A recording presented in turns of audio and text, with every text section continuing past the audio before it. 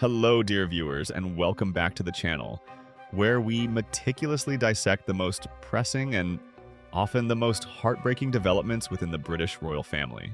Today, we turn our gaze toward a unit that has long struggled under the weight of unrelenting public scrutiny, the House of York, and the profound, devastating consequences that the latest wave of scandals has wrought upon its younger generation, specifically the beloved Princess Eugenie and Princess Beatrice. We are delving into a narrative of retreat, renunciation, and deep-seated emotional turmoil, centered around the fallout from the actions of Prince Andrew, the Duke of York, and his former wife Sarah Ferguson, commonly known as Fergie.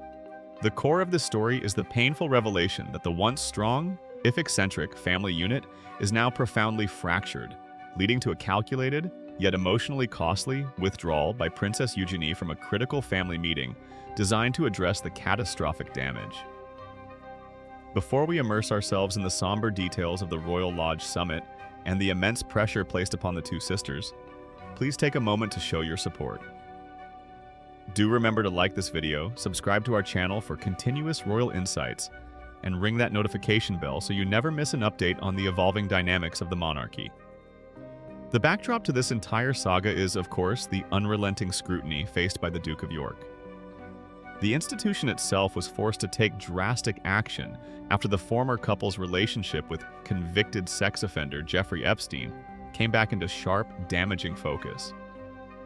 The revelation that the pair had engaged in communications with Epstein, with their lies and questionable dealings being exposed through email correspondence, served as the ultimate catalyst for an unavoidable institutional reckoning. This level of public embarrassment and ethical compromise necessitated a response from the very highest echelons of the monarchy. King Charles III, alongside the extended and increasingly cautious royal family, was compelled to convene private, high-stakes discussions to determine the untenable future of Andrew and Fergie within the royal firmament. These were not casual conversations. These were fundamental negotiations over reputation, duty, and the very integrity of the crown. Following these critical and, no doubt, highly uncomfortable talks, a decisive statement was finally issued by the 65-year-old royal himself. The content of that statement marked a significant turning point. Prince Andrew formally announced that he would cease using his inherited and highly prestigious title, the Duke of York, along with several other associated military and royal honors. This renunciation was framed as a necessary sacrifice, a strategic move intended to shield the genuinely commendable and charitable work undertaken by the rest of the royal family from being contaminated by the persistent, corrosive, negative light emanating from his own ongoing controversies. Since this pivotal title drop, the former couple has retreated almost entirely from the public eye, seeking refuge and seclusion behind the massive, historical walls of Royal Lodge. This sprawling estate, a sanctuary that has recently felt more like a fortress under siege, became the epicenter of the family's attempts to manage the crisis in private. However, the drama did not end with the official statement. In the immediate aftermath of the title renunciation, highly credible reports surfaced, confirming that an urgent, secret summit had been convened within the confines of Royal Lodge. This meeting was clearly intended to be a solemn gathering of the immediate family, a chance to discuss strategy, finances, and the emotional toll of their isolation. Princess Beatrice, ever the dutiful and visible member of the York family, was confirmed to be in attendance, shouldering the weight of the moment. Yet amidst the high-profile attendees, one key figure was notably absent: Princess Eugenie. Her non-appearance at such a critical, family-defining moment spoke volumes, suggesting a fracture that runs deeper than mere strategic disagreement.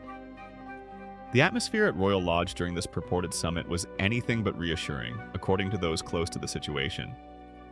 An insider, providing rare insight into the private distress of the family to the Daily Mail, painted a bleak picture of the proceedings. The source confirmed, with palpable sadness, that the Royal Lodge summit wasn't a happy occasion, and the family, once a strong unit, is fractured. This statement confirms the worst fears of royal watchers. The unit, which had previously prided itself on presenting a united front, despite the parents' notorious post-divorce friendship and shared residence, had finally buckled under the unbearable pressure of scandal. The institution of the York family, once defined by its closeness, was now openly splintering. The emotional burden borne by the daughters, Beatrice and Eugenie, is immense. They are caught in a painful dichotomy, fiercely loyal to their parents, yet fully aware of the public disdain and the institutional damage being inflicted. The Insider offered a particularly heartbreaking detail concerning Princess Beatrice, highlighting the acute level of her distress. The source recounted that, during this period of intense media scrutiny, Beatrice was on the phone saying she couldn't bring herself to look at the Sunday papers. She looked absolutely devastated. This image of a royal princess, unable to face the daily headlines detailing her family's humiliation, underscores the crippling psychological cost of living under the royal spotlight when scandal erupts. Her devastation is not merely an inconvenience. It is a profound reaction to the public shaming of those she loves most.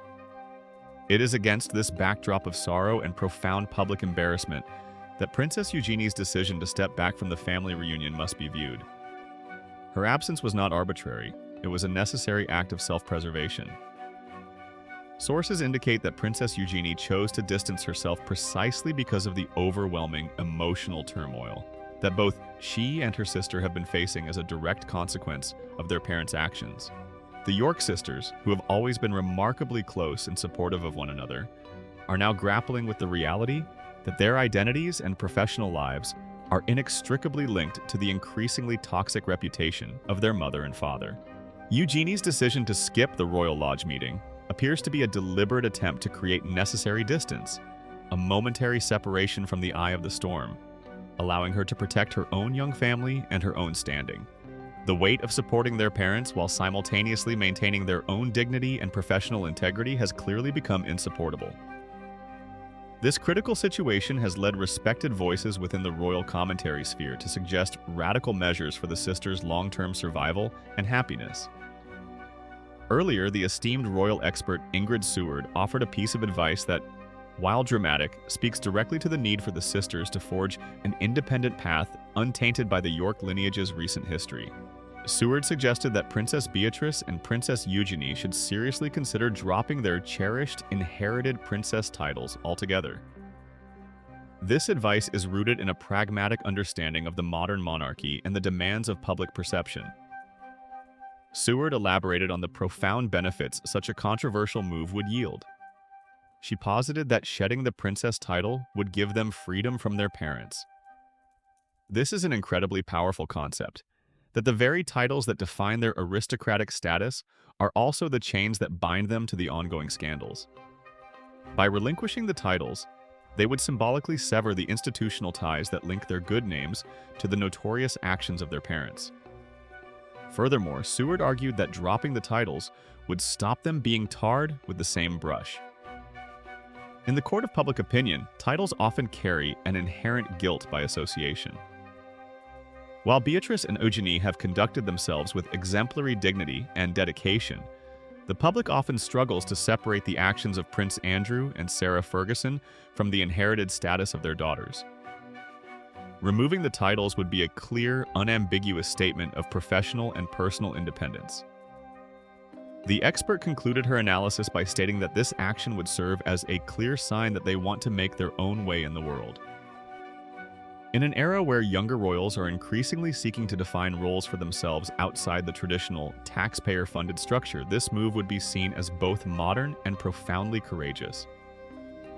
Ingrid Seward firmly believes that the public reaction would be overwhelmingly positive, offering a path to genuine respect and, ultimately, personal peace for the sisters.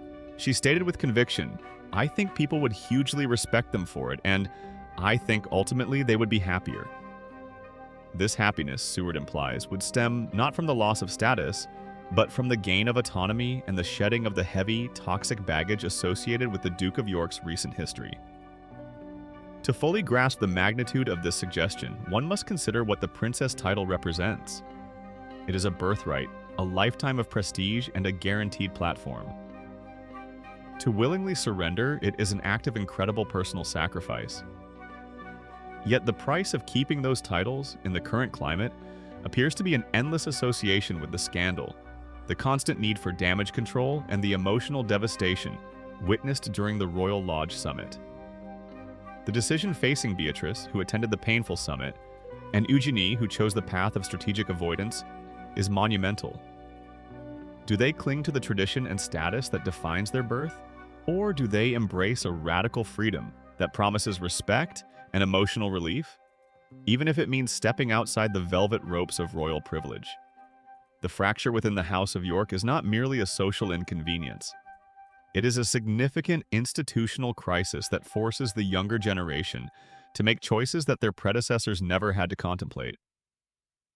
Princess Eugenie's absence from Royal Lodge was a silent, powerful protest, a visible sign that the emotional cost of maintaining the family facade has simply become too high. Her need for distance underscores the fact that the crisis is ongoing and the healing process for the family has barely begun. The renunciation of the Duke of York title by Prince Andrew marked the end of one chapter of public disgrace, but the subsequent retreat to Royal Lodge and the painful family summit indicate the beginning of a long, arduous journey toward personal recovery and professional redefinition for the York sisters. We are watching in real time as two young women, devoted mothers, and career professionals navigate the treacherous intersection of duty, loyalty, and public reputation. Whether they choose to heed Ingrid Seward's radical advice and shed their titles remains to be seen, but the necessity of defining themselves independently of their parents' controversies has never been more urgent. This entire sequence of events, from the exposure of the emails to the involvement of King Charles, the dropping of the Duke of York title, the retreat to Royal Lodge, and finally, the heartbreaking division during the family summit, paints a vivid picture of a royal family under immense strain. Princess Eugenie and Princess Beatrice, who deserve to be celebrated for their own accomplishments, are instead defined by the shadows cast by their parents. The path forward is unclear, but Eugenie's initial act of stepping back suggests a growing realization that self-preservation must take precedence over familial obligation, especially when that obligation threatens to consume their own identities. The emotional toll evidenced by Beatrice's profound devastation and Eugenie's calculated retreat serves as a stark reminder that even those born to privilege are not immune to the devastating effects of scandal. In conclusion, the Royal Lodge Summit, defined more by who was missing than who attended, solidified the reality that the York family unit is fundamentally broken. The sisters, Beatrice and Eugenie, stand at a critical crossroads, facing a choice between inherited status and personal freedom. Their decision, whenever it comes, will undoubtedly be one of the most significant and heartbreaking personal choices made by any royal in recent history. We appreciate you joining us for this deep dive into the emotional landscape of the House of York. What are your thoughts on this immensely difficult situation? Do you agree with Ingrid Seward that the princesses should drop their titles to gain freedom and respect? Or do you believe they should hold on to their birthright, regardless of the cost? Please share your respectful opinions and insights in the comment section below. We always value your perspective on these complex matters. Don't forget to like this video, subscribe to the channel, and join us next time as we continue to track the evolving story of the British monarchy. Thank you for watching, and we will see you in the next analysis.